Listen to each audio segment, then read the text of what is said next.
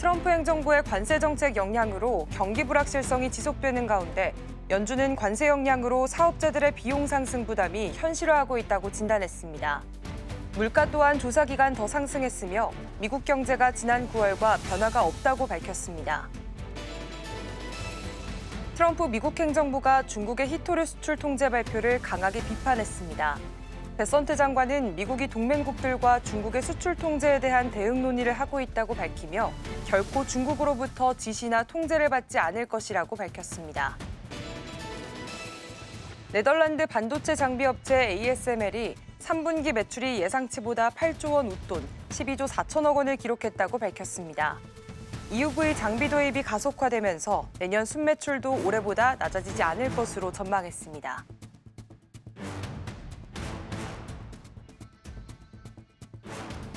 시청자 여러분 안녕하십니까? 출발 증시월드 1부 시작하겠습니다.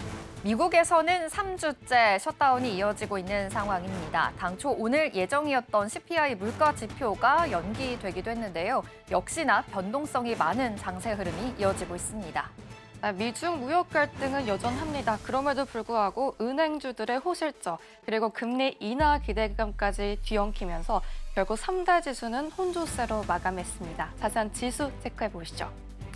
먼저 3대 지수는 상승 그리고 하락하면서 혼조세로 마감했는데요. 어제장 막판 트럼프가 중국이 미국산 대두를 수입하지 않은 것에 대해서 문제를 삼았었죠. 그래도 나름 양국 정상회담은 예정대로 진행될 거다라는 기대감에 힘입어서 오늘은 나름 순조롭게 출발했습니다. 그럼에도 미중 무역 갈등을 완화해 준 거는 서서히 공개되는 3분기 실적인데요. 어제에 이어서 미국 대형 금융주들의 실적이 탄탄하게 나왔고요. 이 ASML의 호실적이 반도체주들을 지지해 왔습니다. 나스닥은 0.66% 상승했고요. S&P 500은 0.4%, 다우는 0.03% 하락 마감했습니다.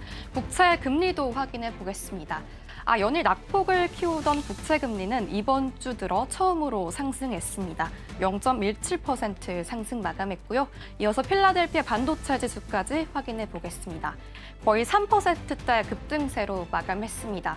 엔비디아가 하락했지만 다른 대형 반도체주들이 상승하며 급등했습니다. TSMC는 3% 가까이 급등했고요. ASMR 2.71%, AMD는 9.4% 상승하면서 지수 상승을 견인했던 하루였습니다. 국제 유가까지 살펴보겠습니다. 국제 유가는 0.1% 속폭의 상승세로 마감했습니다. 자세한 종목별 흐름도 살펴보겠습니다. 먼저 M7 기업부터 살펴보시면요. 애플은 0.63% 상승했습니다. 이 애플이 M5 칩 탑재 그리고 맥북과 아이패드 프로를 공개했습니다. 이어서 주가는 0.63% 상승했고요. 엔비디아는 0.12% 약보합권에서 마감했습니다. 특히나 전일 오라클이 AMD의 AI 전용 칩 5만 개를 매수하기로 했다고 발표했는데요. 오라클이 엔비디아가 아니라 AMD의 AI 칩을 대량 구매하겠다 이런 소식이 전해지면서 엔비디아에게는 악재로 작용했습니다. 마이크로소프트는 0.03% 하락했고요. 아마존닷컴 0.3% 약세 흐름 보여줬습니다. 이어서 다음 슬라이드로 넘어가겠습니다. 알파벳의 주가는 2.27%나 상승했습니다. 알파벳이 이 자율주행차 부분 웨이모가 이 업계에서 로보택시, 런던에서 로보택시 서비스를 추진한다 이런 소식에 힘입어서 상승했던 하루였습니다. 메타 역시 1.26% 상승했고요. 테슬라는 1.38% 상승했습니다. 테슬라는 이 전날 GM이 전기차 보조금을 종료를 한다는 이유로 이 디트로이트 빅3 자동차 업체들이 위축된다 이런 소재 그리고 테슬라 시장 점유율 확대로 이어질 것의 기대가 일부 작용하면서 1%대 상승 마감했습니다. 이렇게 뉴욕 시장에서는 국채 금값 그리고 은값이 나란히 상승했습니다. 이 미국 달러 가치가 약세를 보이면서 투자자들이 안전자산으로 이동한 결과인데요. 이 연방정부 셧다운 우려 그리고 미중 무역 갈등이 이어지면서 시장 불확실성이 커지는 것도 한몫했습니다. 한편 16일에는 TSMC 3분기 실적 발표가 예정돼 있습니다. 이 점도 투자에 참고해 보시면 좋을 것 같습니다. 이어서 국내장 마감 분위기 살펴보겠습니다. 네, 코스피 지수는 2.68% 급등하면서 3,657포인트에 마감했습니다. 역사적인 기록을 새로 썼는데요. 장중 한때 3,659포인트까지 오르면서 이 종가와 마감 모두 사상 최고치를 경신했습니다. 올해 들어서 11번째 사상 최고치 랠리를 마감했고요. 이 국내 시가총액은 처음으로 3,000조 원을 넘어섰습니다. 미중 연방제도의 이 파월 의장이 양국 긴축을 한다 이런 조기 종료 가능성을 시사하면서 이 글로벌 위험 자산 선호 심리가 되살아났습니다. 여기에 삼성전자 이날 서프라이즈 실적과 함께 이 11호 부동산 대책에 따른 이 무브 기대감에 따르면서 증권, 금융주들이 상승세를 강하게 말아올렸습니다. 수급도 살펴보겠습니다. 수급을 보시면 외국인과 기관의 매수 우위가 돋보였습니다. 반면 개인은 9천억 원 넘게 물량을 덜어냈습니다. 다음으로 종목별 흐름도 살펴보겠습니다. 모든 거의 시가총액 1위부터 10위 종목까지 빨간불 켜면서 상승으로 마감했습니다. 먼저 삼성전자는요, 3.71% 상승하면서 95,000원 선에서 마감했습니다. SK하이닉스 역시 2.67% 상승하면서 42만 원 선 터치했습니다. 이렇게 글로벌 IB들이 잇따라 목표가를 상향 조정하고 있습니다. 삼성전자는 12만 원까지 상향한다 이런 소식까지 전해졌고요. SK하이닉스 역시 그런 소식들이 잇따라 전해지고 있습니다. 특히나 SK하이닉스는 시총 307조 원을 기록했다는 점 참고해 보시면 좋을 것 같고요. 이 3분기 영업이익이 전년 대비 50% 이상 증가할 것이라는 증권가의 상향 조정 기대감이 있었습니다. LG 에너지솔루션 2차 전지주 역시 0.39% 상승했습니다. 38만 6,500원에서 마감했는데요. 이 3분기 깜짝 실적 발표가 있었죠. 글로벌 ESS 훈풍이 지속되고 있습니다. 삼성 바이오로직스 9%나 급등했습니다. 이 실적 기대감에 힘입어서 급등했던 삼성 바이오로직스였는데요. 시가총액은 80조 원을 돌파했습니다. 다음으로 삼성전자 우선주 역시 2.21% 상승 마감했습니다. 다음 화면 보겠습니다. 네, 다음 화면에선 두산 에너빌리티, 하나 에어로스페이스까지 모두 상승했던 하루였습니다. 두산 에너빌리티는 미국의 가스터빈 첫 수출 이후 추가 수출 기대감에 9%나 상승했고요. 하나 에어로스페이스 역시 2.25%, 미국 방산업체 무기산업 진출 소식에 상승 마감했습니다. 현대차는 0.22% 상승했고요. 에이스 현대중공업, 조선업주도 강했습니다. 2.22%나 상승 마감했습니다. KB금융은 간만에 4%대 급등세로 마감했습니다. 이 부동산 정책이 나오고 있었죠. 어제 11호 대책은 이 고가주택 중심의 핀셋 규제, 실적이 타겟에 제한적이라는 평가를 받았습니다. 여기에 자본 규제 완화 그리고 분리과세 기대감, 이 정책 불확실성 해소 효과가 겹치면서 은행주 전반에 저가 매수세가 유입됐던 하루였습니다. 네, 그렇다면 코스닥 지수도 살펴보겠습니다. 코스닥 지수는 1.98% 상승하면서 864포인트에서 마감했습니다. 코스피와 마찬가지로 모두 급등했던 하루였네요. 다음으로 수급도 살펴보겠습니다. 수급도 코스피와 비슷한 양상으로 추례되고 있는데 이 개인만이 물량을 매도세로 보이면서 이 지수 하방 압력을 그래도 이끌어내지 못했고요. 외국인과 기관의 순매수세 우위를 보였던 코스닥 매매 동향이었습니다. 다음으로 시가총액 상위 종목도 살펴보겠습니다. 알테오자는 0.22% 약보합권에서 마감했고요. 에코프로 비행과 에코프로는 견조한 흐름 보이면서 1.21%, 0.4% 상승했습니다. 특히 중국 광물 수출 통제 정책이 이 반사의 기대감에 힘입어서 상승했던 2차 전지주 주목해 보시면 좋겠습니다. 레인보우 로보틱스는 3.41% 상승하면서 34만 8,500원 선에서 마감했습니다. 레인보우 로보틱스 같은 경우는 사족 보행 순찰 로봇 공동 개발 소식이 있었죠. 이 기관 매수세 유입으로 강세를 보였습니다. 팩트로는 반면에 0.37% 약세 흐름 보여줬습니다. 네, 다음 슬라이드 넘어가겠습니다. 종목별로 희비가 엇갈리고 있는데요. 파마 리서치 같은 경우는 2.81% 상승했고요. 리가켄바이오 1.77% 약세 흐름 보여줬습니다. 반면 HLB 그리고 ALB 바이오까지 1.31%, 0.11% 상승불 켜줬지만 삼천당 제약은 1.04% 약세 흐름 보여줬습니다. 이 마감을 정리하자면요. 환율은 1,421.3원에 마감했습니다. 전일 대비 9.7원 하락하면서 안정세를 보여줬지만 이 원화 강세는 외국인 매수세를 자극할 수 있고요. 그 자금이 국내 증시로 유입되면서 코스피는 사상 최고치를 다시 한번 썼습니다. 전문가들은 이 QT 종료 시사 그리고 환율 안정, 3분기 성적 모멘텀이 맞불리면서 시장 상승세가 구조적으로 이어질 가능성이 높다고 평가했습니다. 다만 단기 과열 신호 그리고 밸류 부담은 향후 조정 요인으로 작용될 수도 있겠습니다. 지금까지 마감 시황의 전혜경이었습니다.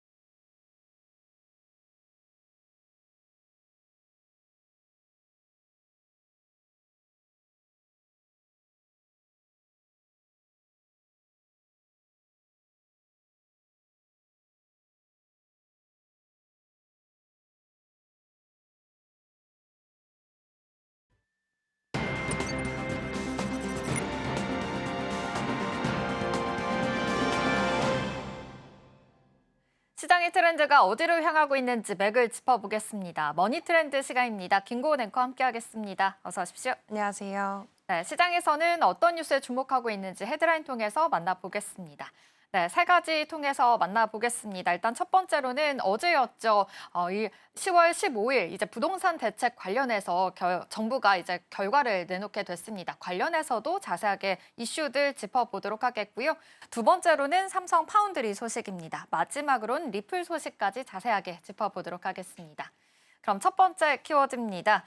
네, 정부가 어제 초강도 부동산 대책을 발표했습니다. 서울 전역은 물론이고요. 수도권 주요 지역까지 모두 규제 지역으로 묶이게 됐습니다. 역대급 규제다라는 말까지 나오고 있는 상황인데요. 이번 대책 어떤 내용인지 자세하게 짚어보겠습니다. 네, 일단 이번 15 대책은 정부가 이제는 부동산 시장을 확실히 잡겠다라는 강한 의지를 보였습니다. 일단 이번에 지정된 곳은 서울 전역과 또 경기도 12곳을 포함한 수도권 37개 지역인데요. 이 지역들은 모두 조정 대상 지역, 투기 과열 지구, 토지 거래 허가 구역, 즉 3중 규제 지역으로 한꺼번에 묶였습니다. 이 말은 곧 실거주 목적이 아니면 집을 살 수가 없고요. 다주택자의 경우에는 취득세와 양도세가 크게 올라간다는 뜻입니다. 또 토지거래 허가구역으로 지정이 되면서 집을 사려면 관청의 허가가 필요하고 최소 2년은 실제로 살아야 합니다. 결국에 갭 투자나 단기 차익을 노린 투자는 사실상 막히게 된 건데요. 대출 규제도 훨씬 까다로워졌습니다. 15억 원 이하 주택은 최대 6억 원, 15억에서 25억 원은 4억 원, 25억 원 초과는 2억 원까지만 대출이 가능해졌고요. 게다가 대출 심사 기준금리, 이른바 스트레스 금리도 기존 1.5%에서 3%로 2배로 올랐습니다. 쉽게 말해서 이제는 돈을 빌리기도 훨씬 어려워졌습니다. 여기에다가 이달부터는 1주택자 전세대출도 DSR 계산에 포함이 됩니다. 이자뿐만 아니라 원금 상환 부담까지 모두 반영이 되면서 전세대출을 이용한 갭 투자도 사실상 막히게 됐습니다. 정부는 이런 조치로 서울 도심뿐만 아니라 이제 수도권 외곽까지 번지는 집값 상승세를 조기에 차단하겠다는 입장이고요. 결국에는 투기 수요는 잠그고 실수요자 중심으로 시장 질서를 되돌리겠다는 게 핵심입니다. 네, 여러 가지 규제 대상들이 나왔습니다. 일단 3중 규제 지역으로 한꺼번에 묶였다라는 것 기억해 보시면 좋겠고요. 대출 심사에 대한 기준 금리도 2배 이상 올랐고 전세 대출을 이용한 갭 투자도 사실상 지금 막힌 상황이다라는 점까지 함께 참고를 해보시면 좋겠습니다.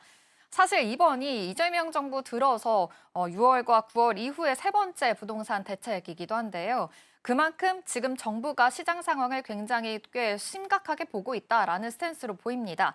그렇다면 이번에 강력한 주제 좀 한꺼번에 꺼내든 이유가 또 있을까요? 네, 일단 최근에는 서울 한강변과 강남 그리고 용산 또 분당과 과천 같은 이른바 한강벨트 지역을 중심으로 집값이 다시 오르는 조짐이 보이기 시작했습니다. 이미 627 대출 규제, 또 97 공급 대책이 있었지만 이 효과가 예상보다 약했고요. 또 대신 외곽 지역으로 풍선 효과가 번지는 상황이었는데요. 정부 입장에서는 지금 막지 않으면 더 늦는다라는 위기감이 커졌습니다. 그래서 이번에는 부분 조정이 아니라 시장 전반을 한 번에 눌러잡는 강수를 두게 됐습니다. 또 단순히 규제만 강화한 게 아니라요. 시장 관리 체계도 새로 손봤습니다.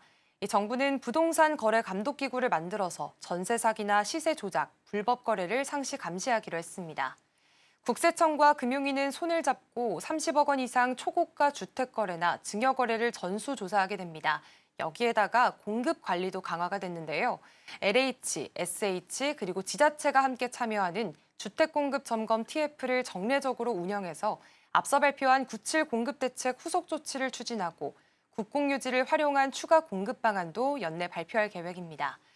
결국에 이번 대책은 규제와 단속, 공급까지 모두 포함한 전방위적인 시장 안정 패키지라고 볼 수가 있겠고요.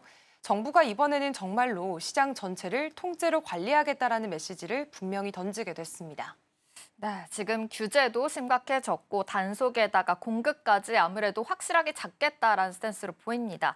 여기에서 세금 이야기도 빠지지 않았습니다. 정부가 이번 대책에서 보유세 강화 가능성까지 시사하기도 했는데요. 사실 그동안 세제 관련해서는 손을 대지 않았었는데 다시금 좀 분위기가 바뀐 것으로 보입니다. 이와 관련해서는 어떻게 해석해 볼 수 있을까요? 네, 일단 정부가 이번에 사실상 세금 카드를 꺼냈다라는 점이 핵심으로 꼽힙니다. 이번 대책에는 부동산 세제 합리화, 즉 보유세와 거래세를 조정하겠다는 내용이 처음으로 명시가 됐습니다. 지금까지 정부는 세금은 최후의 수단이라고 얘기를 하면서 신중한 태도를 보여왔는데요.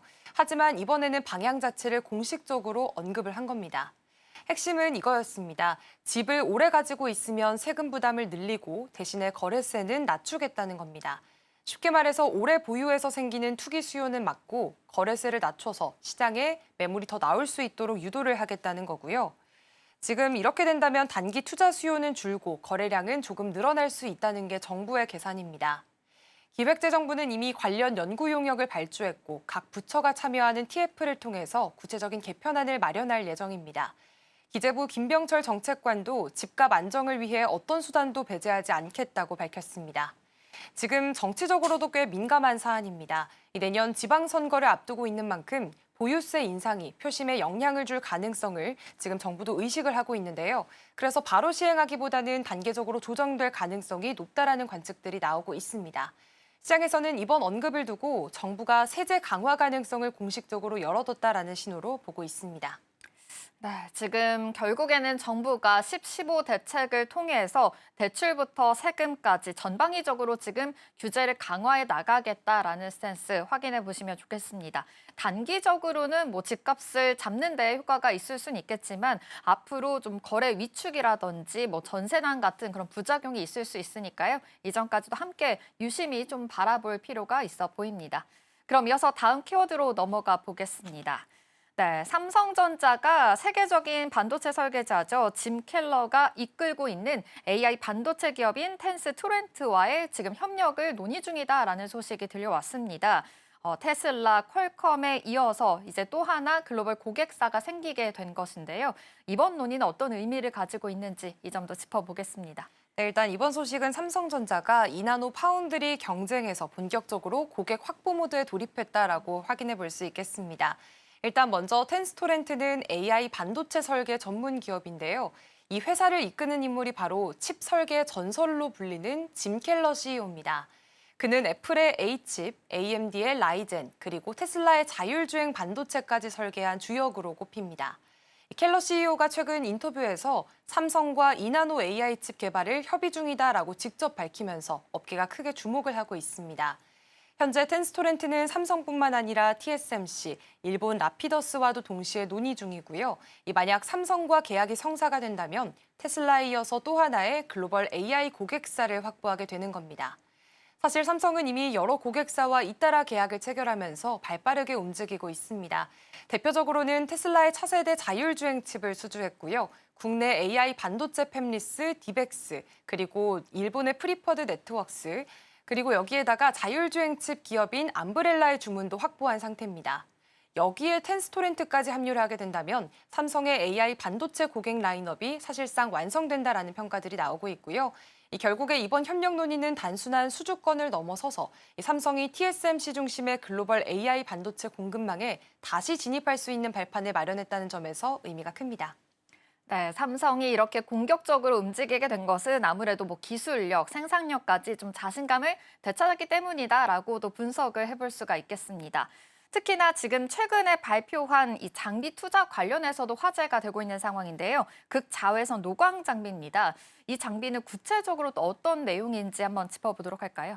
네, 일단 삼성은 내년 상반기까지 1조 1천억 원을 들여서요. 이 네덜란드 반도체 장비 업체 ASML의 최신형 극자외선 노광 장비인 하이-NA EUV 2대를 도입하기로 했습니다. 이건 그동안 연구 개발용으로만 쓰던 장비였는데 이번에는 처음으로 양산용으로 들이게 되는 겁니다. 이 장비는 쉽게 말해서 반도체 칩 위에다가 미세한 회로를 새기는 빛의 펜입니다. 기존 장비보다 빛을 모으는 능력이 40% 더 높아져서 회로는 1.7배 더 정밀하게, 트랜지스터 밀도는 약 3배 가까이 높일 수가 있습니다. 즉 같은 크기의 칩 안에 더 많은 연산 기능을 넣고요. 전력 소모를 줄이는 게 가능해진다는 건데 지금 가격도 한 대당 약 5,500억 원으로 현재 존재하는 반도체 장비 중에서 가장 비싼 장비입니다.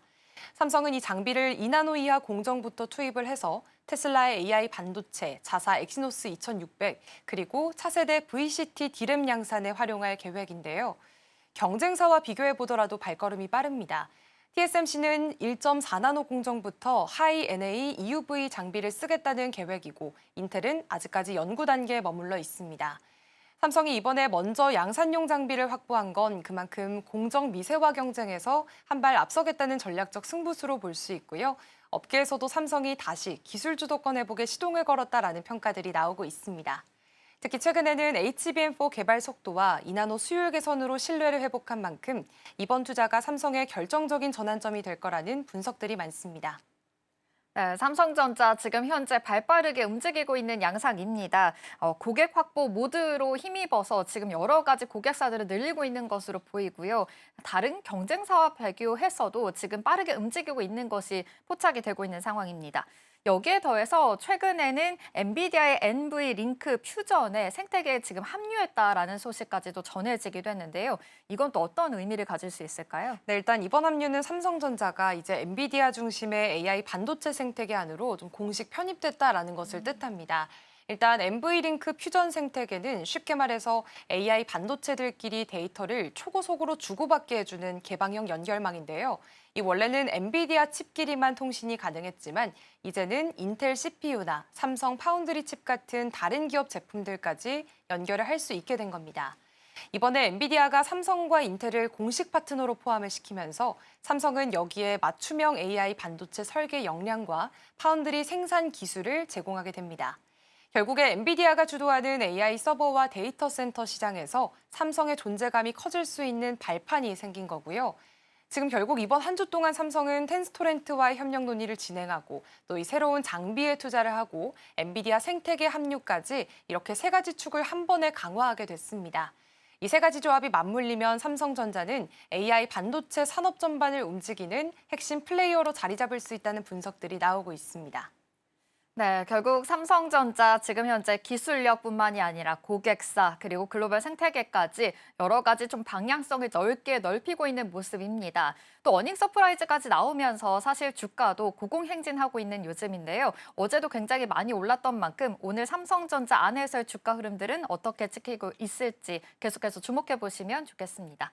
그럼 이어서 다음 키워드로 넘어가 보겠습니다. 네, 리플 소식입니다. 리플이 아프리카의 대형 은행, 압사은행과 손을 잡고 디지털 자산 보관 서비스를 시작했습니다. 전통 금융과 암호화폐 산업이 본격적으로 이제는 연결이 될 수 있다라는 중요한 흐름에 놓여 있다라고도 볼 수 있겠는데요. 그렇다면 이번 협약 구체적으로 어떤 의미를 가지고 있을까요? 네, 일단 이번 협약은 리플이 아프리카에서는 처음으로 제도권 은행과 손잡은 사례라는 점에서 의미가 큽니다.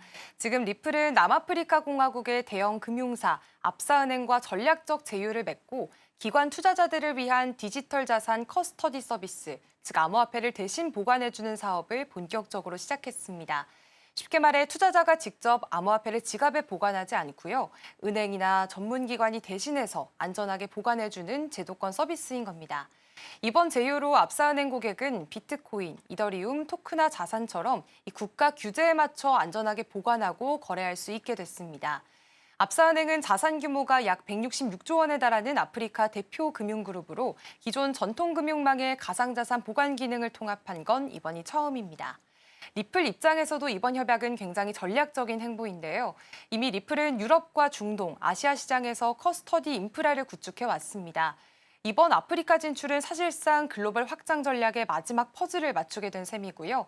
특히나 아프리카는 핀테크와 디지털 자산 도입 속도가 가장 빠른 지역으로 꼽히고 있습니다. 리플이 일찍 이 시장을 선점하려는 이유도 여기에서 찾아볼 수가 있습니다. 네, 이렇게 아시아 시장에서 지금 커스터디 인프라를 구축해 왔다라고도 말씀해 주셨는데요. 그렇다면 이번 움직임, 리플의 글로벌 전략 안에서는 또 어떤 의미로 해석을 해볼 수가 있을까요? 네, 일단 이번 행보는 리플이 이제 결제 기업을 넘어서서 글로벌 디지털 자산 인프라 기업으로 진화하고 있다는 신호로 해석해 볼 수 있습니다. 리플은 이미 지난 9월에 자체 스테이블 코인 리플 USD를 이 아프리카 시장에 공식적으로 출시를 했고요. 여기에다가 치퍼캐시, 옐로카드 등 현지 결제업체들과 손을 잡고 국경 간의 송금과 암호화폐 유통망을 빠르게 확대하고 있습니다. 이번에는 그 다음 단계인 커스터디 사업에 진출을 하면서 결제와 유통, 보관을 모두 잇는 완전한 금융 인프라 체계를 스스로 구축하고 있는 셈입니다. 또 지금 리플은 이미 스페인의 BBVA, 영국의 HSBC, 싱가포르 DBS 등 글로벌 주요 은행들과도 협력 관계를 맺고 있습니다. 이제 이건 단순한 기술 제휴가 아니라 리플의 커스터디 시스템이 이제 점점 국제 금융권의 표준으로 자리 잡고 있다는 의미로 해석이 되고 있습니다. 결국에 이번 아프리카 제휴는 신흥시장 진출 그 이상의 의미를 갖고요. 리플이 블록체인 기술을 제도권 금융 시스템 안으로 직접 끌어들이려는 전략적인 움직임을 보였다고 할 수 있겠습니다. 네, 리플이 글로벌 금융권과 손을 잡으면서 지금 신뢰를 좀 쌓아가고 있는 모습으로 보입니다. 그런데 여기에서 미국에선 또 흥미로운 소식이 하나 더 나왔습니다. 미국 연기금이 XRP에 투자할 수 있다라는 소식이었는데요. 아무래도 그렇게 되면 XRP 가격이 또 오를 수밖에 없는 상황이죠. 그렇다면 이게 바로 루머로 봐야 되는 건지 아니면 실제로 시장에서는 의미 있는 신호를 해석하고 있는지 이 점도 좀 궁금합니다. 네, 일단 이번 소식은 단순한 루머라기보다는 시장 구조가 바뀌고 있다라는 시장의 분석이 많습니다. 지금 최근 미국 금융 전문가들 사이에서 만약 미국 전체 연기금 자산의 5%만 XRP에 투자를 해도 가격이 $70까지 오를 수 있다는 분석이 나왔습니다. 현재 XRP 가격이 한 2.3달러 수준인 걸 감안을 한다면 그만큼 기관 자금 유입의 파급력이 크다라는 의미로 해석이 되고 있고요. 연기금은 사실 일반적으로 매우 보수적인 투자자입니다. 이들이 암호화폐를 포트폴리오에 포함을 한다는 건 시장 신뢰도가 그만큼 높아졌다는 신호로 받아들여지고 있습니다. 전문가들은 연기금이 움직이기 시작하면 보험사나 헤지펀드 등 다른 기관들도 자연스럽게 뒤따를 가능성이 높다라고 보고 있는데요. 결국에 이번 논의는 기관 투자자들이 이제는 디지털 자산 시장에 들어올 준비가 되어 있는지 그 신호를 보여주는 움직임으로 보는 게 가장 적절합니다. 네, 지금 리플 입장에서는 아프리카에서 처음으로 제도권 은행과 손을 잡았다라는 좋은 소식 들려왔고요. 그리고 미국에서는 기관 자금이 유입될 수 있다라는 기대감까지 함께 있는 것으로 보입니다. 아무래도 양대 축을 통해서 성장 스토리를 좀 꾸려나가고 있는 모습인데요. 실제로 이렇게 제도권 안으로 더 들어갈 수 있을지 계속해서 눈여겨보시면 좋겠습니다. 머니트렌드는 여기서 마치도록 하겠습니다. 김고은 앵커와 함께했습니다. 고맙습니다. 고맙습니다.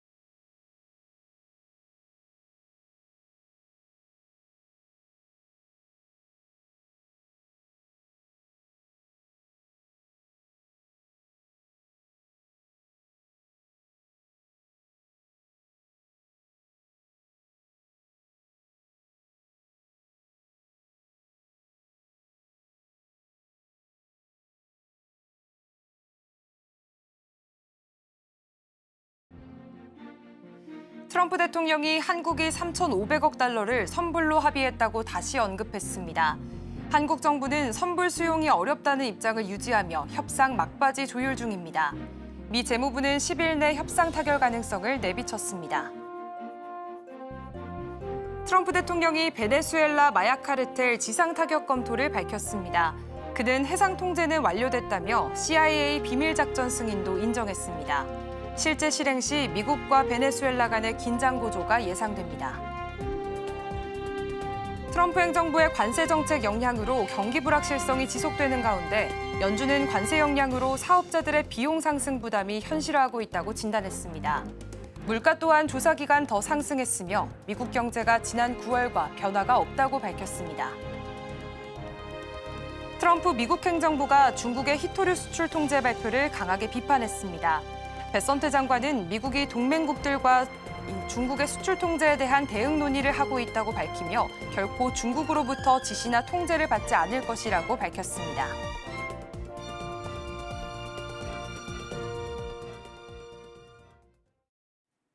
밤사 있었던 뉴욕 증시 마감 상황과 어제장 국내 증시 분위기까지 함께 짚어보도록 하겠습니다.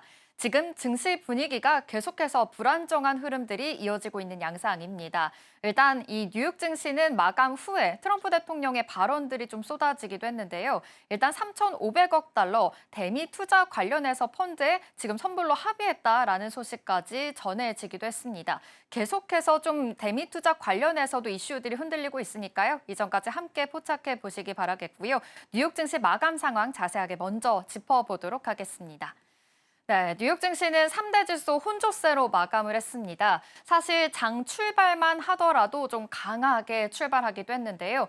점점 낙폭을 그리면서 하락세를 면치 못했습니다. 하지만 그래도 막판으로 갈수록 그래도 다시 올라오고 있는 양상이었었는데요.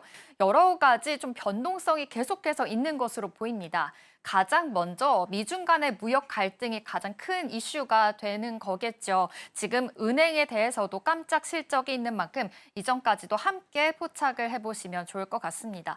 사실 좀 실적 시즌을 맞이하고 있는 만큼 은행 안에서의 주가 추이들도 굉장히 중요할 것으로 보입니다. 이 밖에 유가도 한번 살펴보도록 하겠습니다. 지금 무역에 대한 갈등뿐만이 아니라 공급 과잉까지 이루어지면서 국제 유가가 1% 하락을 했습니다. 지금 5개월 내에 최저치다라는 점까지 함께 포착해 보시면 좋겠고요. 트럼프 대통령이 좀 간밤에 좀 연설과 여러 가지 기자회견을 통해서 이야기들이 계속 쏟아지고 있는 양상이었었는데요. 연방정부 채용 동결이다라는 이야기와 함께 지금 행정명령에 서명했다라는 소식까지 전해지기도 했습니다. 지금 셧다운이 3주째 이어지고 있는 양상이죠. 그러다 보니 계속해서 좀 흔들리고 있는 시기이고요. 이 안에서의 채용 관련해서도 고용 지표들이 어떻게 찍히게 될지 이 점도 좀 주목을 해보실 필요가 있어 보입니다. 마지막으로는 재무장관의 이야기가 있었는데요. 한미 무역 협상 마무리 단계다라는 이야기입니다. 10일 내에 결과가 나올 것이다라고 이야기 나왔는데요. 사실 에이펙 행사를 지금 2주 앞두고 있는 양상입니다. 지금 한국에서는 4명의 관련 경제와 또 이 정부 관련된 통상 라인이 지금 4명이 가 있는 상황인데요. 계속해서 좀 합의 과정에 있는 상황이지만 3,500억 달러 규모의 대미 투자 펀드, 지금 트럼프 대통령 입장에서는 선불로 합의했다라는 이야기까지 같이 나오고 있으니까요. 이 점도 계속 눈여겨보시면 좋을 것 같습니다. 특징적인 흐름들은 어떤 게 있는지 3가지 통해서 살펴보겠습니다. 먼저 ASML입니다. 간밤에 실적이 나왔습니다. 장 출발하기 전에 나왔는데요. 3분기 예상치 웃도는 실적이 나왔고요. 신규 주문액이 늘었습니다. 3% 상승하면서 마감을 했습니다. 반도체 안에서의 풍요한계 역할을 해줄 수 있으니까요. 함께 보시면 좋을 것 같고요.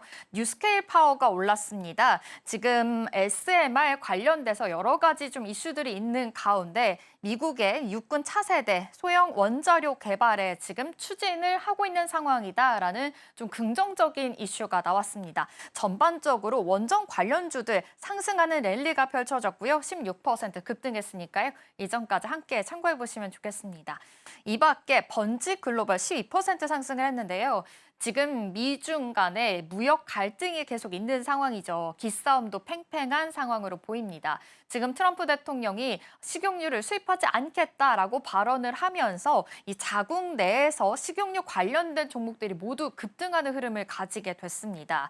이렇게 대두 관련주들 안에서의 주가 추이들까지 같이 눈여겨보시면서 투자 포인트들 세워보시면 좋겠습니다. 이렇게 전반적인 흐름들 안에서 굉장히 불안정한 이슈들이 계속 나오고 있는 시장 상황입니다. 히트맵 통해서 전반적인 분위기는 어땠는지도 살펴보도록 하겠습니다. 네, 혼조세 보인 뉴욕 증시였습니다. 그래도 기술주 중심의 나스닥 지수와 또 S&P 500 지수는 상승하는 흐름을 가지게 됐는데요. 기술주 안에서 그래도 좀 견조한 흐름을 가지게 됐죠. 첫 번째로는 인공지능 선두주자인 엔비디아 0.1% 소폭 하락하면서 마감을 했습니다. 장 초반에는 2% 넘는 흐름까지도 있었는데요. 상승분을 좀 반납하는 양상이었습니다. 사실 이 블랙록과 엔비디아가 지금 인공지능 컨소시엄 관련해서 지금 데이터 센터 운영사인 이 데이터 센터를 인수하겠다라는 이야기까지 함께 나오기도 했었는데요. 이러한 큰 이슈가 있는데도 불구하고 계속 좀 견조한 흐름들이 이어지고 있으니까요. 이 안에서의 데이터 센터 모멘텀이 어떻게 흘러가게 될지 계속 눈여겨보시면 좋을 것 같습니다. 이 밖에 AMD 주가 가장 큰 폭으로 상승했습니다. 9% 급등하면서 마감을 했는데요. AMD 같은 경우에는 오라클에 이어서 지금 오픈AI 여러 가지 좀 고객사들을 유치하겠다라는 이슈가 나왔습니다. 여러 가지로 지금 엔비디아의 경쟁사로 주목을 받고 있는 만큼 AMD 안에서의 모멘텀들 여전히 상승으로 포지션이 찍혀 있다라는 점 가장 주목을 해보시면 좋을 것 같습니다. 이 밖에 전반적인 반도체 소부장들도 상승하고 있다라는 것이 눈에 보이죠. 그래도 역시 AI 모멘텀들은 살아있는 것이 간밤에 확인이 된 상황이었고요. 오라클이 1.5% 상승을 했습니다. 지금 오라클과 마이크로소프트가 이 제조업체 공급망 효율성을 위해서 지금 노력하고 있다, 협력하고 있다라는 소식이 들려왔기 때문입니다. 이 밖에 아마존도 볼까요? 아마존은 0.3% 하락을 했습니다. 아마존 안에서는 인사 부분에 지금 인력들을 15% 감축할 것이다. 그런 계획을 세우고 있다라고 발표를 했습니다. 역시 고용 관련해서도 좀 흔들리는 양상이 있을 수 있는 점 체크해 보시면 좋겠습니다. 구글은 2.2% 상승했는데요. 향후 5년간 인도에 지금 150억 달러를 투자하기로 했습니다. 지금 자사의 첫 인공지능 관련해서 허브를 설립하겠다라는 이야기거든요. 지금 구글 안에서도 역시 AI를 키우기 위해서 허브 설립에 나서고 있는 만큼 이 안에서의 주가 추이들도 눈여겨보시면 좋겠습니다. 간밤에 가장 큰 이슈로는 일단 실적이 아무래도 있을 수밖에 없겠죠. 지금 실적 관련해서도 계속 잘 나오고 있는 양상인데요. 은행주들이 실적에 대한 신호탄을 쏘아 올렸습니다. 사실 어제 같은 경우에는 JP모건, 골드만삭스, 웰스파고가 실적을 발표하게 됐고요. 오늘 간밤에는 뱅크 오브 아메리카, 모건 스탠리까지 발표를 했습니다. 은행들 모두 다 실적 예상치를 뛰어넘는 좋은 어닝 서프라이즈를 냈습니다. 전반적으로 견조한 흐름들이 잘 이어가고 있다라는 점이 확인이 됐고요. 주가에서도 확인해 볼 수 있듯이 전반적으로 상승세 랠리가 펼쳐졌다라는 점까지 함께 참고를 해보시면 좋을 것 같습니다. 이렇게 전반적인 분위기 그래도 약간의 상승폭으로 좀 포지션이 찍혔던 간밤의 뉴욕 증시였습니다. 하지만 지금 셧다운이 3주째 이어지고 있는 양상이고요. 경제 지표가 연기가 되면서 계속 좀 불안정한 상황들이 이어지고 있는 요즘입니다. 이 점 참고해 보시면서 계속해서 시장 대응 잘 해보시면 좋을 것 같습니다. 그렇다면 어제장의 분위기는 어땠는지 국내 증시의 마감 상황도 살펴보도록 하겠습니다. 네, 국내 증시 어제 파죽 지세 랠리가 펼쳐졌습니다. 사실 계속해서 좀 잘 가고 있는, 계속 힘을 내주고 있는 랠리다라고도 볼 수 있겠는데요. 코스피가 2.68% 상승했고요. 코스닥도 1.98% 상승하면서 좋은 랠리였습니다. 코스피 장중 종가에서 또 최고치를 찍었다. 계속해서 좀 강한 랠리가 이어졌다라는 점 기억해 보시면 좋겠고요. 사실 코스닥 안에서의 좀 순환매가 좀 도는 모습이었는데요. 이제는 이 소부장 안에서도 저가 매수세가 들어왔다라는 점에서 가장 기억을 해보시면 좋을 것 같습니다. 역시 저가 매수세 하면 지금 조정이 좀 있었기 때문이죠. 미중 무역 갈등 조정을 틈타서 매수 심리가 유입이 됐다라고도 볼 수 있겠습니다. 반도체 투토 어제 굉장히 좋았습니다. 일단 삼성전자가 3% 상승했고요. SK하이닉스도 2.6% 상승하면서 요즘 계속해서 좋은 랠리가 펼쳐지고 있는 반도체 안에서의 흐름들이니까요. 이제 함께 포착해 보시면 좋겠고요.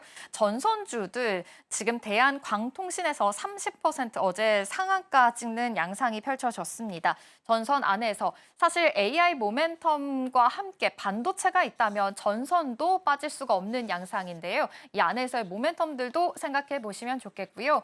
요즘 로봇이 기대감으로 인해서 다시 올라오고 있습니다. 하이젠 R&M 어제도 무서운 시세를 뿜기도 했는데요. 27% 급등했습니다.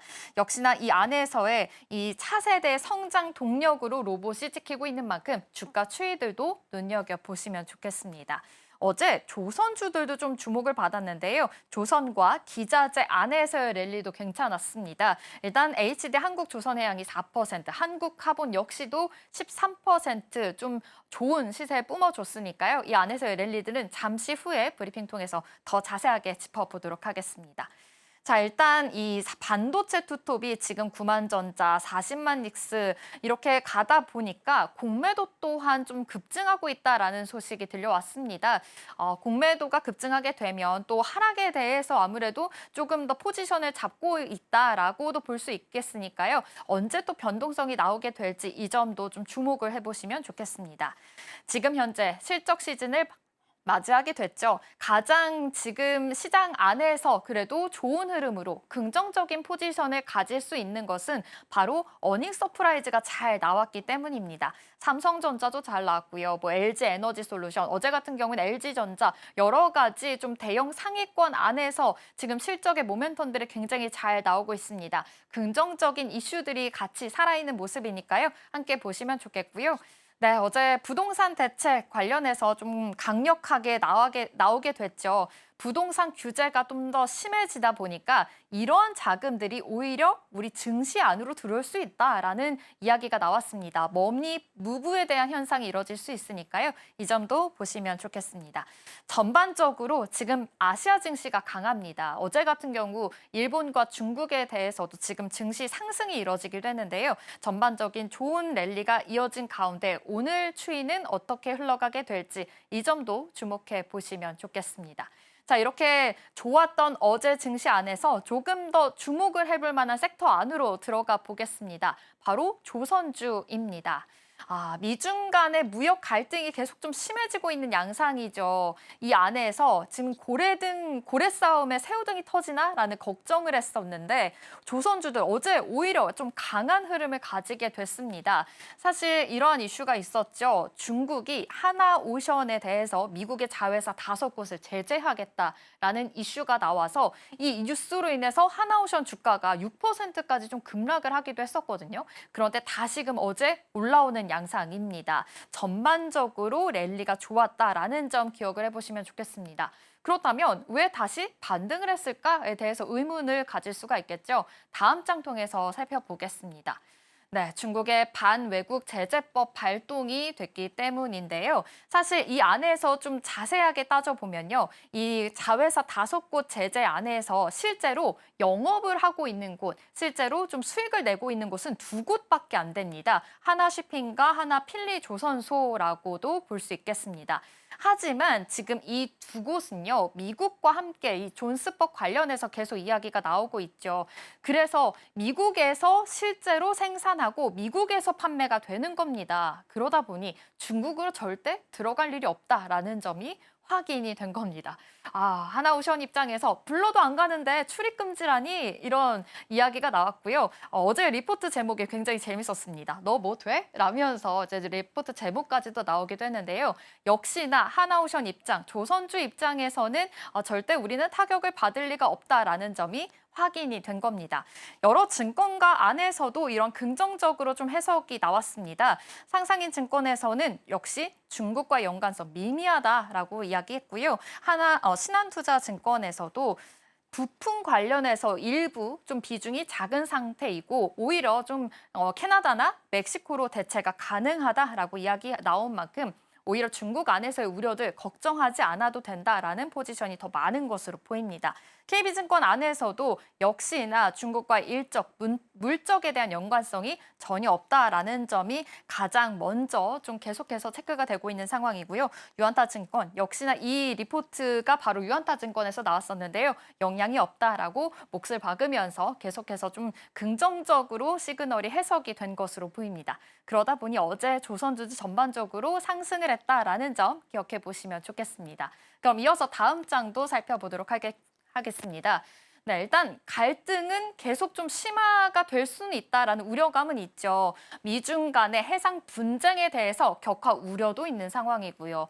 조선업 전반적으로 그래도 확산에 대한 긴장감은 빼놓을 수가 없겠습니다. 그리고 3분기 실적이 이제 실적 시즌에 맞이한 만큼 실적의 안에서도 불확실성이 있는 상황이니까요. 이런 우려되는 부분들은 확실하게 좀 짚고는 넘어가야 되겠지만 그래도 오히려 수혜를 볼 수 있다라는 분석들도 있습니다.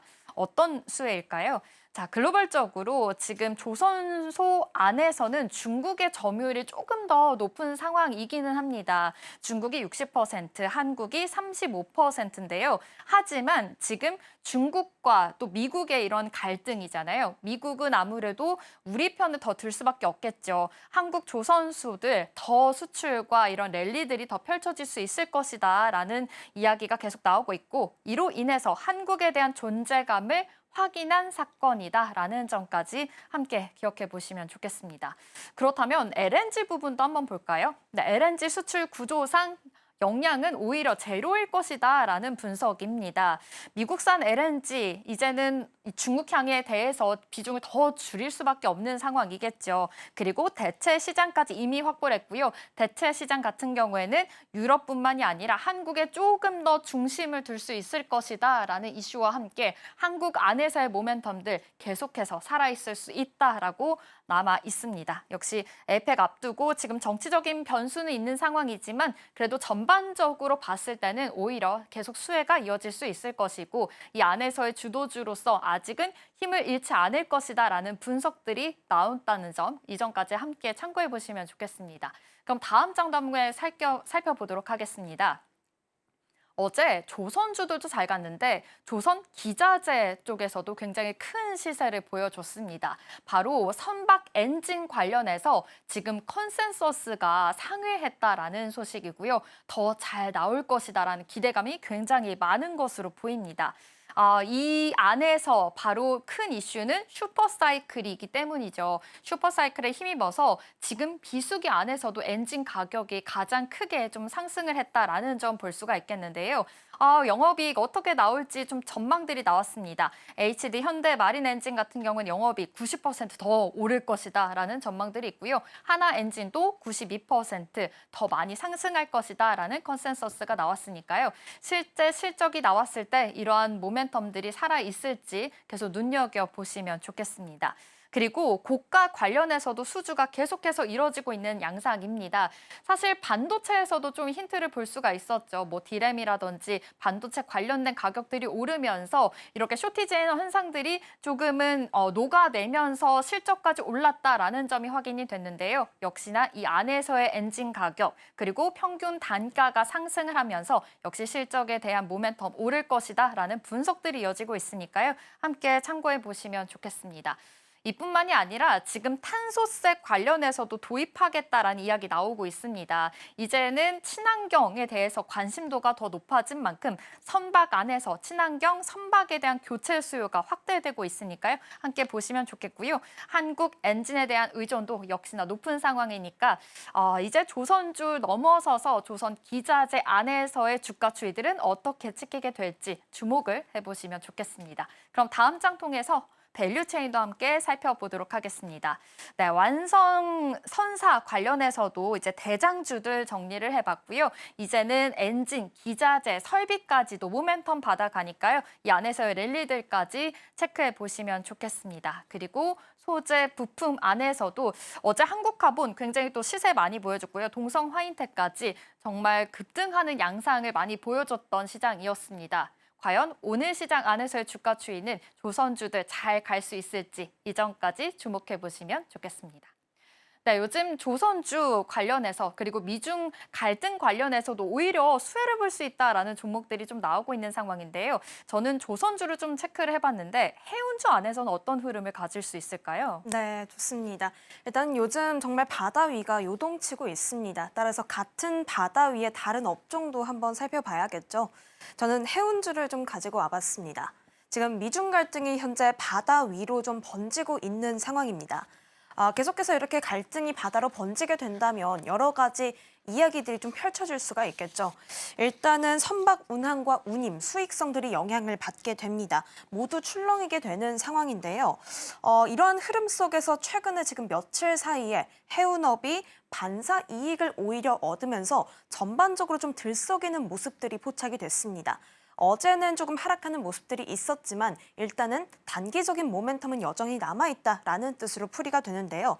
왜 해운주가 반짝하고 있는지 하나씩 짚어보도록 하겠습니다. 자, 그렇다면 먼저 촉발점부터 짚어보겠습니다. 일단 미국이 최근 중국 선박과 그리고 중국 안에서 제조되는 선박에 대해서 제재를 걸게 됐죠. 입항 수수료를 부과하기 시작했습니다. 기존 금액을 좀 살펴봤을 때는 일단 통행 수수료를 내야 된다라는 뜻으로 좀 풀이가 되겠는데요. 좀 추이를 살펴보겠습니다. 일단은 중국 해운사가 소유하거나 운용하는 선박은 톤당 $50였습니다. 그리고 중국산 선박은 $18 정도 현재 내고 있었는데요. 지금은 금액을 단계적으로 올릴 것으로 보입니다. 2028년에는 각각 $140 그리고 $33까지 인상할 것으로 예상이 됩니다. 결국 이러한 정책이 발표가 되자 시장은 크게 들썩이게 됐고 이 여파가 해운주까지 움직이는 모습들이 나오게 된 겁니다.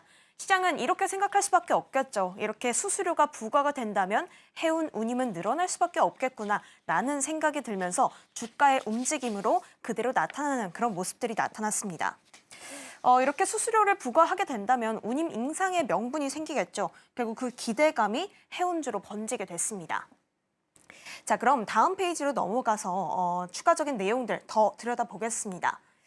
왜 해운주가 이렇게 영향을 받을까라고 살펴본다면 갈등이 커지면 운임이 오를 수밖에 없기 때문입니다. 해운업의 본질은 운임 사이클 안에 놓여 있습니다. 따라서 운임 리스크나 비용이 확대될수록 운임이 인상될 수밖에 없겠고요. 이 부분이 수익성 확대로 이어질 수가 있는 상황입니다. 지정학적 위험들이 계속된다면 이런 부분들이 더 가속화될 수밖에 없는 부분인데요. 사실 과거의 추이들을 살펴봤을 때도 이 지정학적 위험이 커지면 해운주들이 크게 들썩이는 모습들이 나타났습니다. 그렇기 때문에 해운주는 이러한 외부적인, 대외적인 영향을 받는 어떤 테마주의 성격을 띠기도 했었는데요. 중동에서 특히 분쟁이 이렇게 커지게 된다면 해상 보험료가 오르고 그리고 운임 루트가 변경되기 때문에 이렇게 운임 비용적인 부분에 영향을 줄 수밖에 없는 부분입니다. 이 기름값이 오르게 된다면 연료비가 늘고 이런 부분들이 계속해서 운임 단가에 붙을 수밖에 없는 상황이겠죠. 그런데 이번에도 비슷한 상황이 연출이 된 겁니다. 이 미중 갈등이 시작됨과 함께 해상 물류망이 불안해지고 결국에는 우회 항로가 증가할 수 있겠다라는 그런 생각들이 시장에 인식이 된 거죠. 결국에는 이 해운주 안에서 단기적으로 운임이 또 상승할 수밖에 없는 부분이고요. 해운주 이렇게 단기 호재를 이번에도 겪게 됐습니다.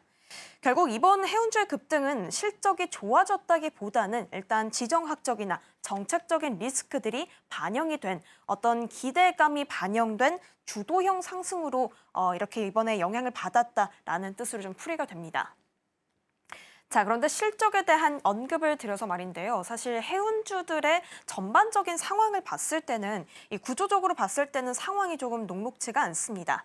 일단 대표적으로 상하이 컨테이너 운임지수가 지금 1200선 아래로 떨어지면서 10년 만에 최저치를 기록하게 됐습니다.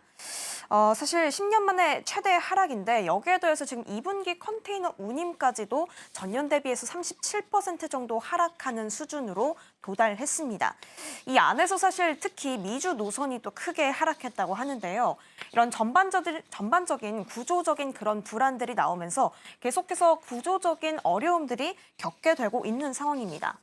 자, 그런데 여기에 더해서 가장 큰 부분은 지금 현재 공급 과잉과 수요 둔화라는 이중의 벽이 해운주들을 가로막고 있습니다. 코로나 시기 때 살펴보자면 지금 물류가 굉장히 늘어났습니다.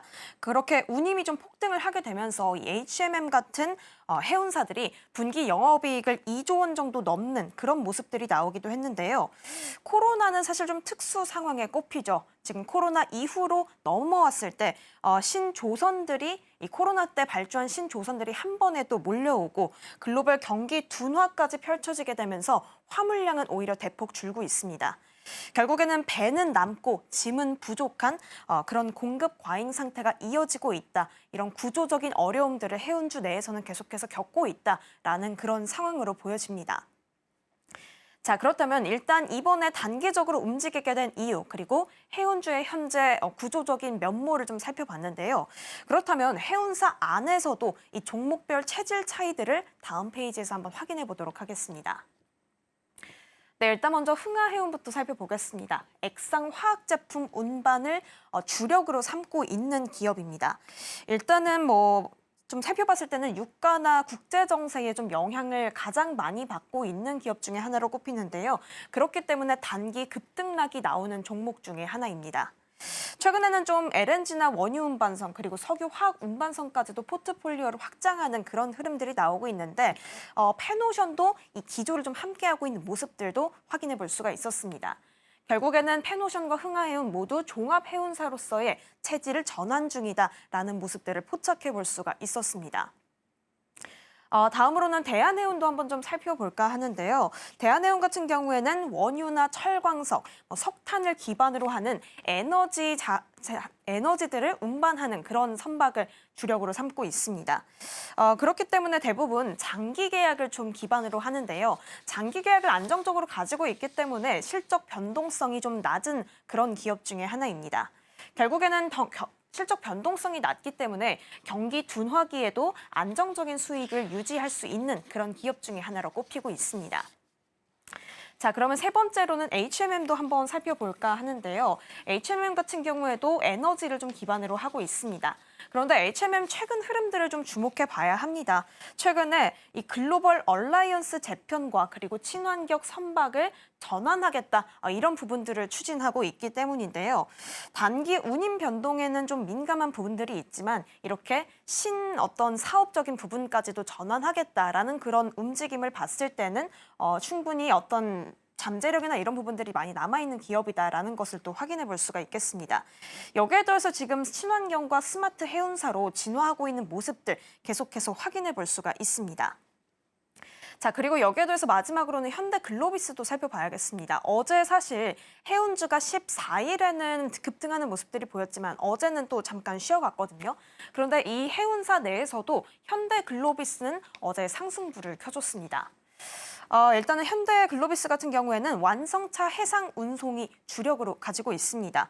지금 미중 갈등의 영향은 계속해서 받아가고 있지만 이 중국 전기차 수출이 좀 증가하면서 오히려 해상 운송 안에서 물량이 증가하고 있는 그런 효과를 얻고 있는 기업입니다. 역효과가 지금 나타나고 있다는 것으로 보여지는데요. 증권가에서는 이에 대해서 이렇게 평가하고 있습니다. 지금 글로벌 자동차 해운 안에서 최대 수혜주로 꼽히는 기업 중에 하나다. 그렇기 때문에 목표 주가를 23만 원까지 상향하는 그런 전망들, 긍정적인 전망들을 또 확인해 볼 수가 있었습니다. 자, 그렇다면 지금 일단 단기 급등을 하게 된 배경, 그리고 공급은 과잉되는데 수요는 둔화되는 그런 이중적인 면모를 맞이하고 있는 부분까지 좀 짚어봤는데요. 그렇다면 사실 이 해운주 안에서는 이런 지정학적 리스크를 제외하고는 어려움들만 있는 것일까요? 그렇진 않습니다. 다음 페이지에서 확인해 볼 수가 있겠는데요. 일단 북극 항로라는 새로운 기회를 사실 가지고 있습니다. 이 북극 항로는 이 지구 온난화가 가속화되면서 해빙이 감소하면서 이 새로운 항로를 찾게 된 그런 부분 중에 하나인데요. 이 안에서는 부상하고 있었는 게 북극 항로였습니다. 이 안에서 좀 매력은 분명합니다. 일단은 짧은 거리와 빠른 운항이라는 메리트를 가지고 있는데요. 안을 조금 더 자세히 들여다봤을 때는 이 기존 항로는 수에즈 운하를 통해서 운행이 됐습니다. 하지만 이 수에즈 운하 대비해서는 운항 거리가 30% 정도 단축될 것으로 보입니다. 거리가 단축된다면 당연히 운항 기간까지도 짧아지겠죠. 10일 이상 전도 줄어들 것으로 보이는 상황입니다.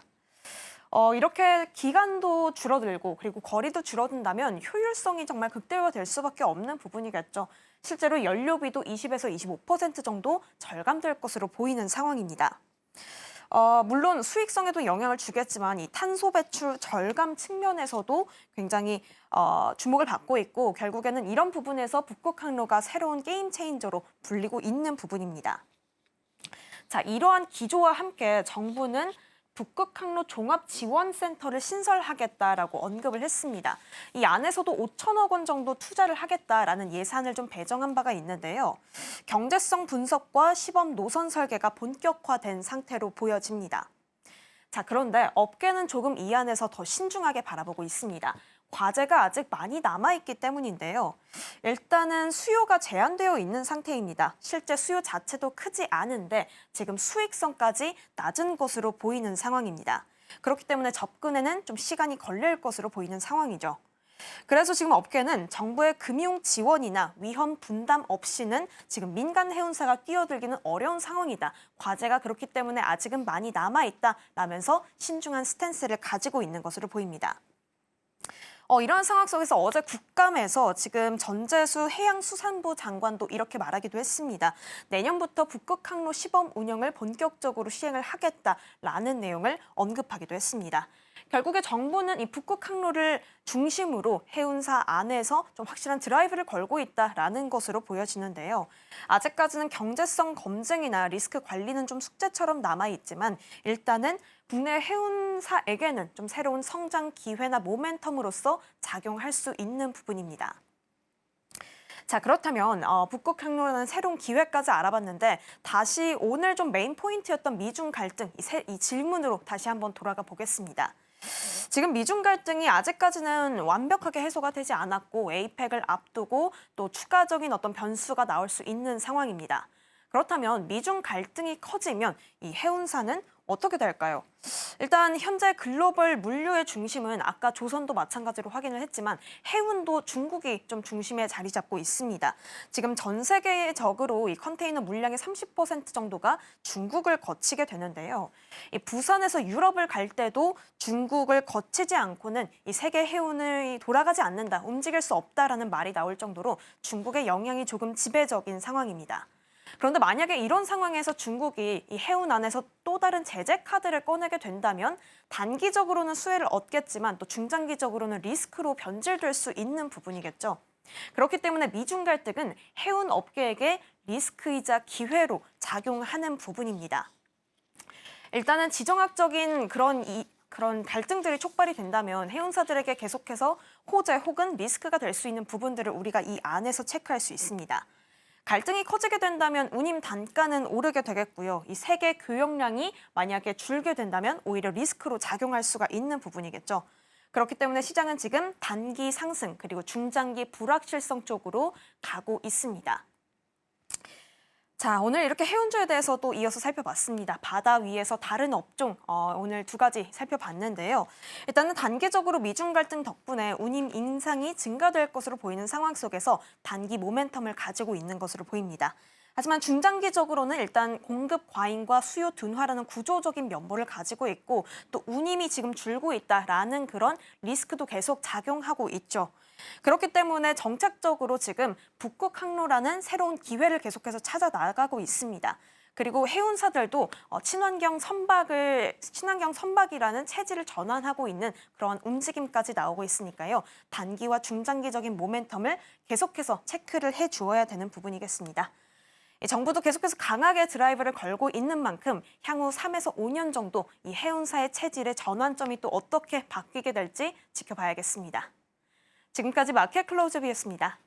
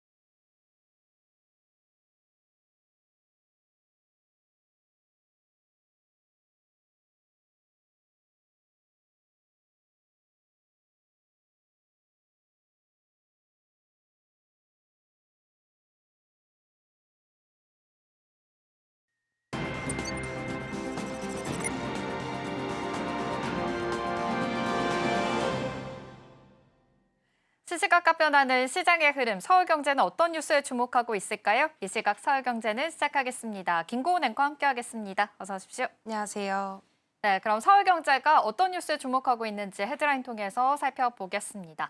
먼저 첫 번째 소식은 삼성전자가 HBM4E에 대해서 속도전을 내고 있다라는 소식 자세하게 짚어보도록 하겠고요. 두 번째로는 요즘 금값이 계속해서 고공행진하고 있습니다. 그리고 마지막으로는 사우디 원전 관련해서도 원전 중동 진출 이야기도 계속해서 좀 들려드리도록 하겠습니다. 그럼 첫 번째 키워드입니다. 네, 서울경제 단독 보도인데요. 삼성전자가 HBM4E에 대한 목표 사양을 공개했습니다. 무려 현 세대보다 2배 이상 빠르고요. 초당 3TB 속도를 내겠다라는 것이 확인이 되고 있는 상황입니다. AI 반도체 경쟁이 좀 치열해지고 있는 상황에서 이번 발표 어떤 의미로 좀 해석을 해볼 수가 있을까요? 네, 일단 이번 발표는 한마디로 삼성전자가 AI 메모리 시장의 주도권을 되찾겠다라는 입장입니다. 일단 삼성전자는 현지 시간 14일 미국 세너제이에서 열린 오픈 컴퓨트 프로젝트 글로벌 서밋 2025에서 7세대 HBM4E의 목표를 공개했습니다. 양산 시점은 2027년으로 잡고 있고요. 핵심은 속도였습니다. HBM4E의 핀 속도를 초당 13기가비트 이상으로 끌어올리겠다고 한 건데요. 이건 현세대 HBM3E보다 약 2.5배 빠른 수준입니다. 삼성은 여기에 전력 효율도 2배 이상 개선하겠다고 밝혔습니다. 즉, 더 빠르면서도 전력은 덜 쓰는 메모리를 만들겠다는 건데요. 무엇보다 이 초당 3TB 이상 대역폭을 공식적으로 제시한 건 삼성이 업계에서 처음입니다. 그만큼 삼성의 자신감이 담긴 발표로 볼 수 있습니다. 네, 이번 속도 경쟁의 배경 아무래도 엔비디아 요구가 있었다라고도 볼 수 있겠죠.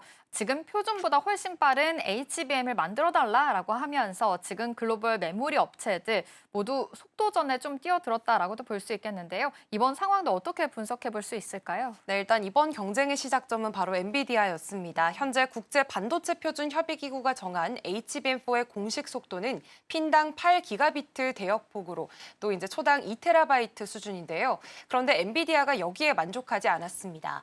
내년에 출시될 차세대 AI 가속기 베라루빈에 더 빠른 메모리를 넣기 위해서 HBM4의 속도를 10GBps 이상으로 끌어올려달라고 요청을 한 거고요.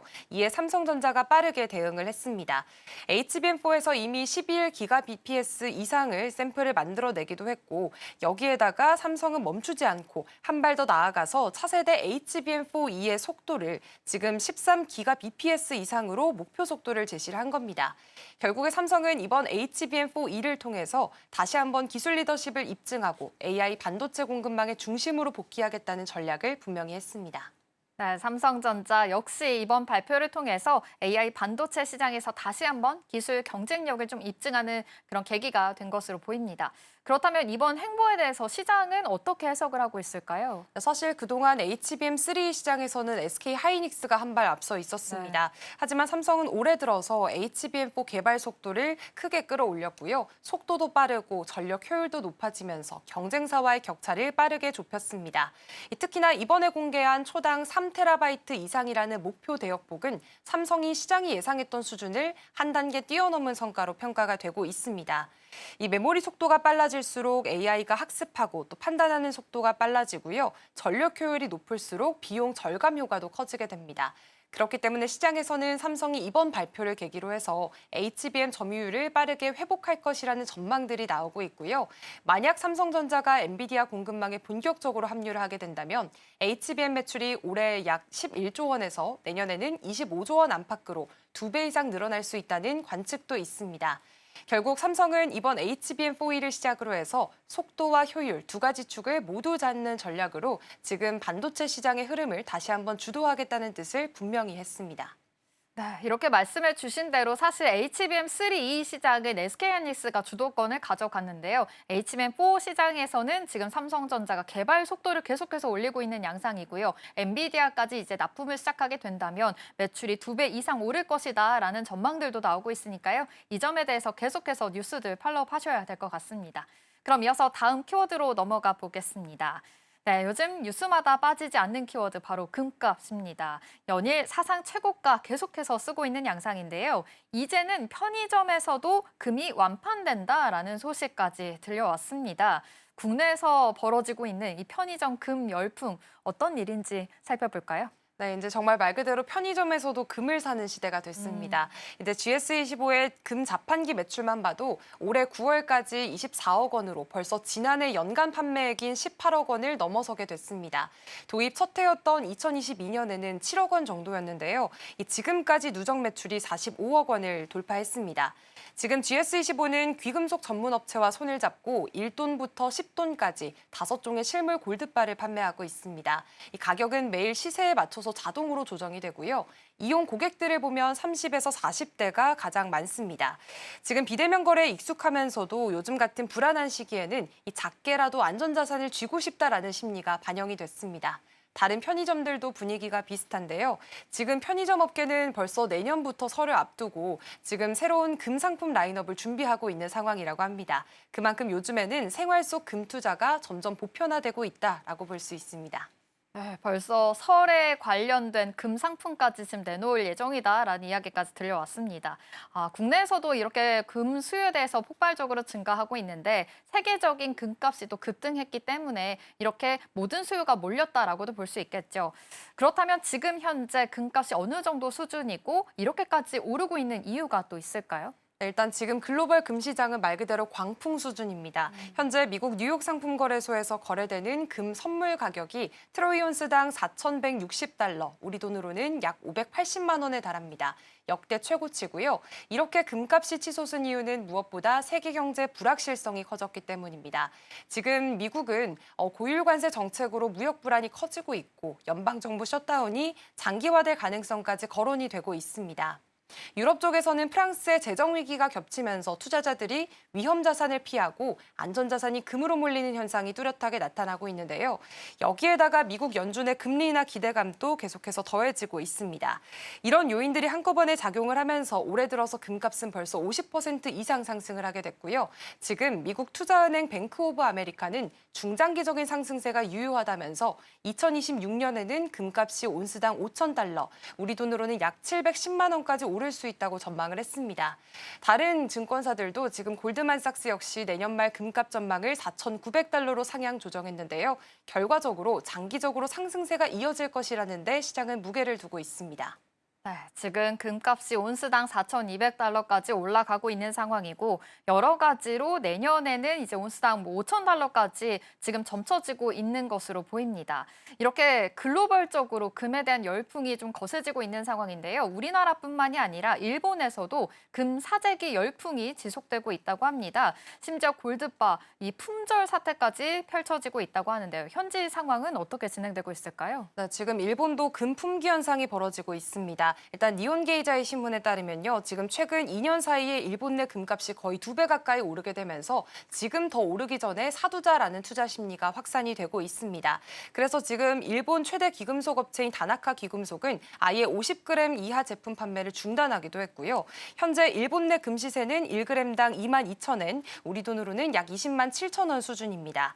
2020년 말과 비교하면 3배 넘게 오른 수준이고요. 특히나 엔화 약세까지 겹치게 되면서 지금 금값 상승폭이 다른 나라보다 훨씬 더 크게 나타나고 있습니다.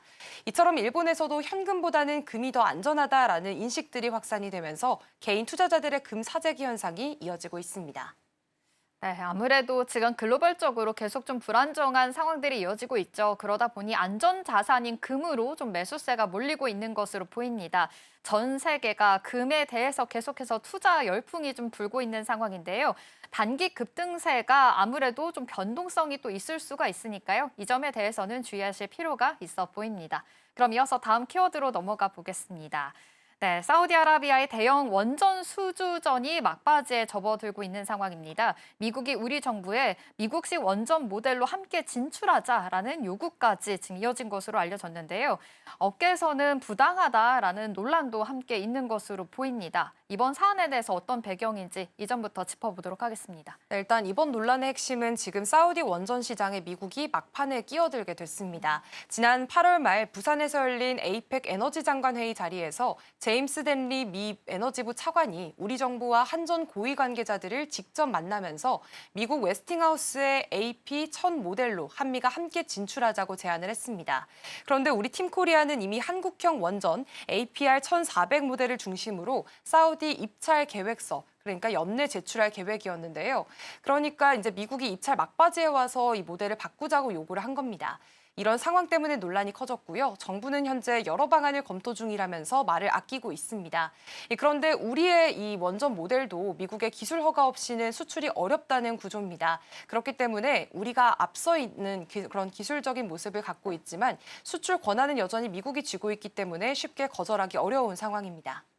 그렇다면 미국이 이렇게까지 지금 미국식 원전 모델을 쓰자라고 압박하는 또 이유가 있을까요? 사실 핵심은 미국의 원전 산업을 다시 한번 세우려는 전략을 보이고 있습니다. 지금 미국은 스리마일섬 사고 이후에 신규 원전 건설이 중단이 되면서 건설 능력과 공급망이 거의 사라졌습니다. 그래서 설계는 가능하지만 실제로 지을 인력과 기업이 부족한데요. 이런 상황에서 설계부터 시공까지 가능한 한국의 기술력이 필요합니다. 한국이 사우디에서 미국식 모델로 먼저 원전을 짓게 된다면 그 경험과 부품망을 미국 내 원전 재건에 활용하겠다는 겁니다.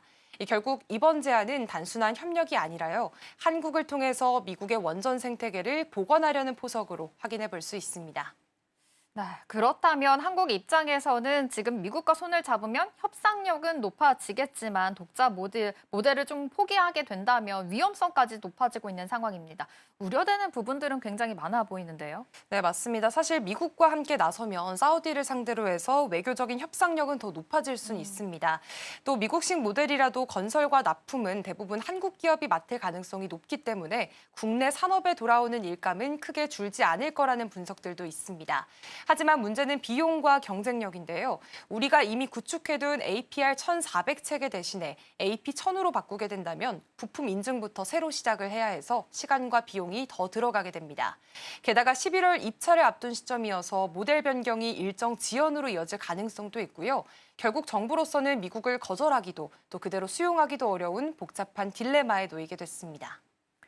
네, 지금 사우디아라비아 원전 관련해서 수주전 지금 막바지에 들어가고 있는 상황입니다. 그런데 미국에서는 우리 정부에 지금 미국식의 원전 모델로 함께 진출하자라는 이야기가 계속 나오고 있는 상황이니까요. 이런 해결점들이 어떻게 풀어가게 될지 계속해서 눈여겨보시면 좋겠습니다. 이 시각 서울경제는 여기서 마치도록 하겠습니다. 김고은 앵커와 함께했습니다. 고맙습니다. 고맙습니다. 출발 증시월드 일부가 준비한 소식은 여기까지입니다. 본 방송에서 제공하는 정보는 투자 판단을 위한 조언일 뿐 해당 종목의 가치와 수익률을 보장하지 않습니다. 이어지는 출발 증시월드 2부도 많은 시청 바랍니다. 함께해 주신 여러분 고맙습니다.